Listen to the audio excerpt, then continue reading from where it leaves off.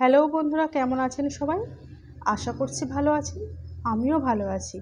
আজকে অনেক দিন পর আবার একটা ভিডিও নিয়ে চলে এলাম। আজকের রেসিপি করল্লা চিংড়ি মাছ ও কাঁঠালের দানা দিয়ে লোভনীয় একটা রেসিপি আপনাদের দেখাবো। আর আমরা অনেকেই করল্লা খেতে তো ভীষণ ভালোবাসি। আর সেই রান্নাটা যদি লোভনীয় করে বানাই তাহলে তো এক থালা ভাত জমিয়ে খাওয়া যায়, তাই না? আরে যা, বলা হলো না। কড়াইতে তেলটা গরম হলে পেঁয়াজটা দিয়ে দিলাম। তবে আমি এখানে সর্ষের তেল ব্যবহার করেছি, আপনারা চাইলে সয়াবিন তেলও ব্যবহার করতে পারেন। পেঁয়াজটা ব্রাউন কালারে চলে এলে চিংড়ি মাছটা দিয়ে দিলাম। চিংড়ি মাছটা পেঁয়াজের সাথে আরও একটু ভেজে নেব। হালকা ব্রাউন কালারে চলে এলে তারপরেই মশলাগুলো দিয়ে দেব। তবে চিংড়ি মাছগুলো কিন্তু বেশ বড় বড়। এই চিংড়ি মাছের ঝাল খেতে আমার তো দারুণ লাগে। যাই হোক, হালকা ব্রাউন কালারে চিংড়ি মাছটা চলে এসেছে। এবার একে একে সমস্ত মশলাগুলো দিয়ে দেব। তবে একটা কথা বলে দিই, খেয়াল রাখতে হবে চিংড়ি মাছটা বেশি ব্রাউন কালার না হয় বা পুড়ে না যায়, তাহলে রেসিপিটা কিন্তু টেস্ট হবে না। আরে যা, কি কি মশলা দিলাম সেটা তো বলা হলো না। আদা রসুন বাটা, শুকনো লঙ্কা বাটা, হলুদ গুঁড়া, স্বাদ অনুযায়ী লবণ, সবশেষে দিয়ে দিলাম জিরা গুঁড়া।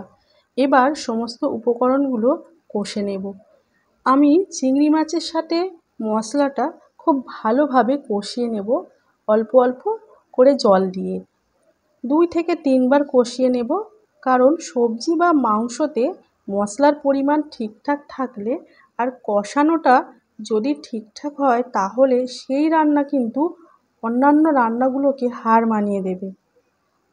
তো এবার আমি আরও একটু কষিয়ে নিব। এইভাবে কষিয়ে নিয়ে আবার অল্প করে জল দেব।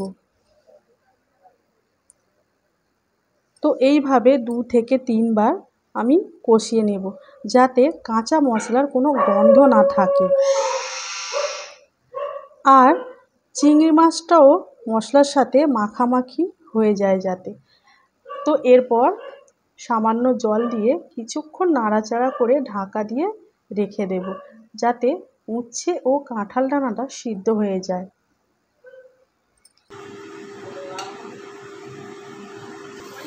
ঠান্ডা পানি দেবো নাকি?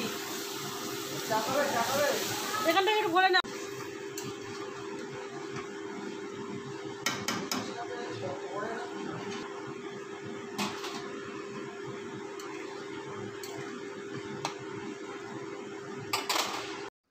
তো আমার রেসিপিটা প্রায় রেডি। তো জলটা দিয়ে দিয়েছি, সিদ্ধও হয়ে গেছে, কাঁঠাল দানাটাও সিদ্ধ হয়ে গেছে, প্রায় মোমের মতো সিদ্ধ হয়ে গেছে। তো আমার রেসিপিটা একদম লোভনীয় লাগছে, জানি না খেতে কতটা সুস্বাদু হবে। তো ভিডিওটা ভালো লাগলে প্লিজ শেয়ার করে দেবেন। তো দেখা হচ্ছে এরকমই একটা নতুন ভিডিও নিয়ে। তো সবাই ভালো থাকবেন, সুস্থ থাকবেন। Thank you.